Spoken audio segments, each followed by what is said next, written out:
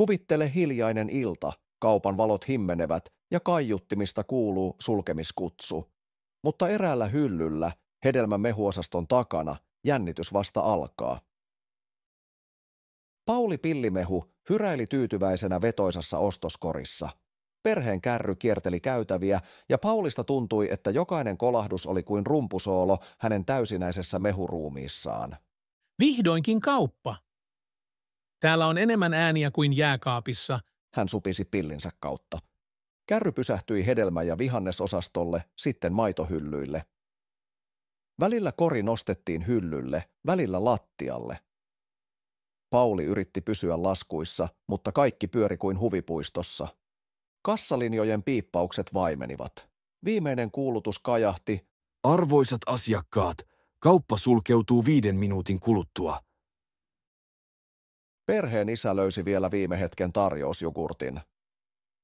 Samalla kori nytkähti, ja Pauli valahti aivan pohjalle vihreiden paprikoiden alle. Kun ostokset nostettiin hihnalle, kukaan ei huomannut pientä pillimehua paprikoiden välissä. Kaupasta sammutettiin kirkkaimmat valot, ovet kolahtivat kiinni, ja sitten tuli ihan hiljaista. Hei, unohditte minut? Swing, mutta vain puhdistuskoneen koliseva ääni vastasi. Kun siivooja pyyhälsi ohi, Pauli luiskahti korin reunalta lattialle. Hän kierähti pitkin tyhjiä käytäviä, kunnes pysähtyi värikkään leluosaston kohdalle. Hyllystä kuului hiljaista supinaa.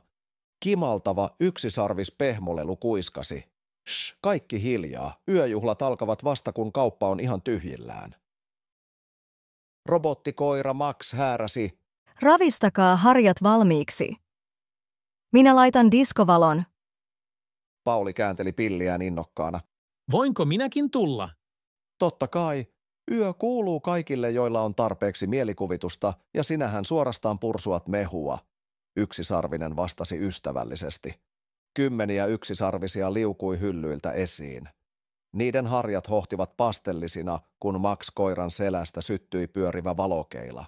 Pauli huomasi, että hänen pillinsä heijasti valoa kuin pieni peili, joten hän nosti sen korkealle diskopalloksi.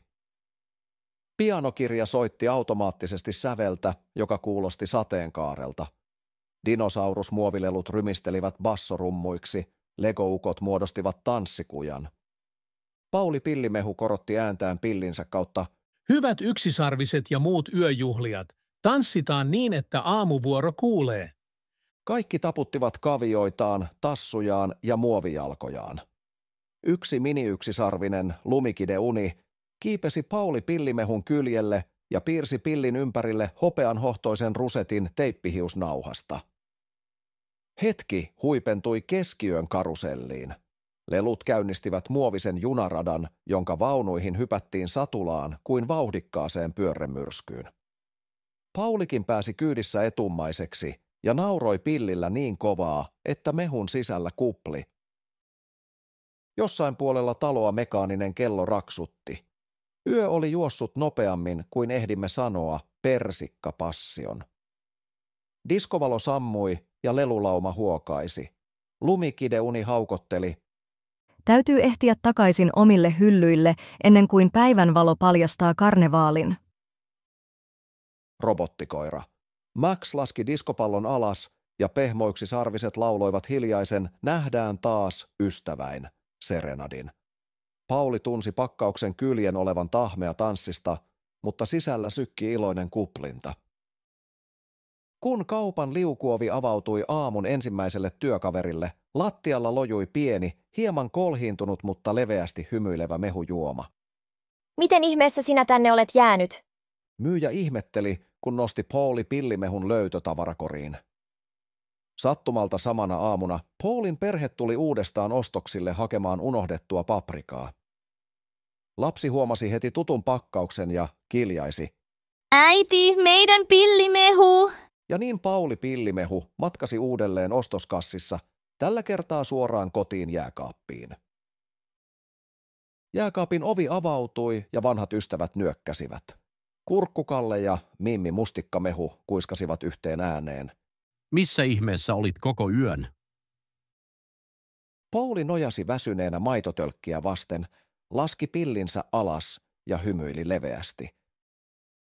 Siellä missä tähdet tanssivat ja diskovalot heijastuvat yksisarvisten harjoihin, eli leluosaston salaisissa yökemuissa. Koko hylly henkäisi. Jopa hillopurkin kansi kiertyi silkasta innosta. Pauli Pillimehu haukotteli pitkään ja laski pillin päälle pienen muovisen rusetin, jonka lumikide-uni oli sitonut. Nyt unta purkkiin. Hän mumisi. Mutta tiedättekö mitä? En ole koskaan ollut näin väsynyt, enkä koskaan näin onnellinen. Jääkaappi hyrisi hyväksyvästi, valot himmenivät ja kuplat tanssivat vielä hetken yksisarvisten yövalssia ennen kuin hiljenivät.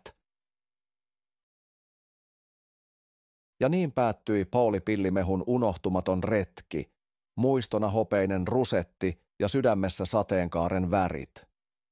Jos seuraavalla kauppareissulla kuulet leluosaston hyllyltä vaimean tip-taps, saatatpa arvata, kuka siellä on taas pistämässä bileet pystyyn